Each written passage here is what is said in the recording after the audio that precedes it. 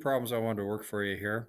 It says ray QS bisects PQR. So first thing, draw the picture. Okay, this is P, this is Q, this is R. It says QS bisects it, so I draw QS. There's S, and since it's a bisector, that means that this angle is congruent to this one. It says PQS is 5y minus 1. It says PQR, the whole thing, PQR, and I just make a big one, maybe put a little arrow there, is equal to 8y plus 12. And then what do I want to find is PQS. So I want to find this measure right there. I think I'll highlight it here. So this is the measure that I want to find right there. Okay, so first thing that I do, let's apply the angle addition postulate because it looks like I have this angle plus this angle is equal to the big one. So I'm going to write it. I do have a bisector here though, but they don't give me this angle specifically. They give me the whole thing. So I think I'm going to try and use angle addition postulate. So the measure of angle PQS plus, so this angle right here, plus the measure of angle SQR is equal to the big angle, the measure of angle PQR. Let's plug in this stuff. PQS is 5y minus 1. SQR, I don't have any information on SQR, but you know what? I kind of overlooked something that you might have seen. Remember that was a bisector?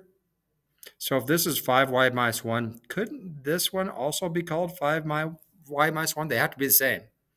Okay, so I think instead of writing SQR, I'm going to write 5y minus 1. And that's equal to the big angle, which is 8y plus 12. Let's solve. I get 10y minus 2 equals 8y plus 12. Combine like terms first. Minus 8y. I get 2y minus 2 is equal to 12. Add 2. 2y is equal to 14. Divide by 2. I get y is equal to 7. Now remember, I'm not finding y. I remember that. Y is critical, but that's not what I'm finding. I'm finding the measure of angle PQS, which is this one right here, which we were told was 5y minus 1, which is 5 times 7 minus 1, which is 34. And that is our final answer, the answer of 34.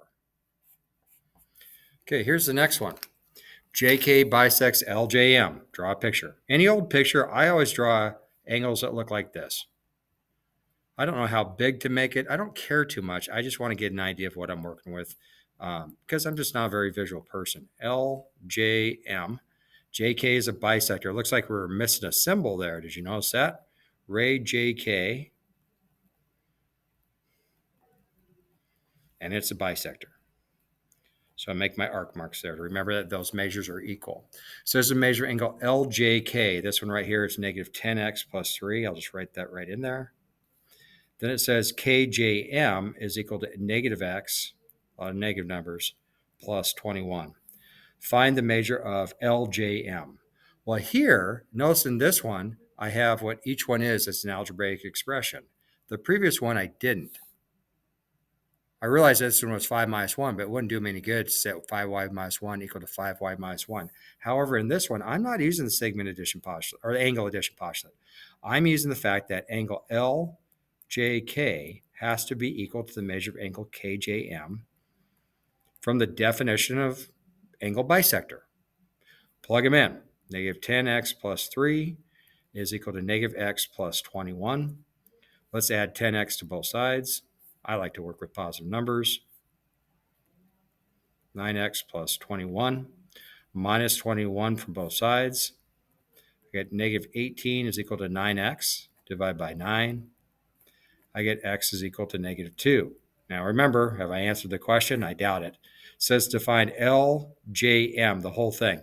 Here's what I'm going to do. I'm going to plug it into the measure of angle KJM, which is equal to negative x plus 21. So a negative 2 plus 21 makes that a 23. So this angle is 23. This angle better be 23 as well. Do a quick check.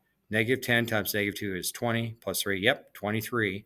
And then they want the whole thing. So 23 plus another 23 is equal to our final answer of 46. You might remember this type of question with segment addition and then setting two congruent segments equal to each other. Ran into a similar type question with that. Hope that helps.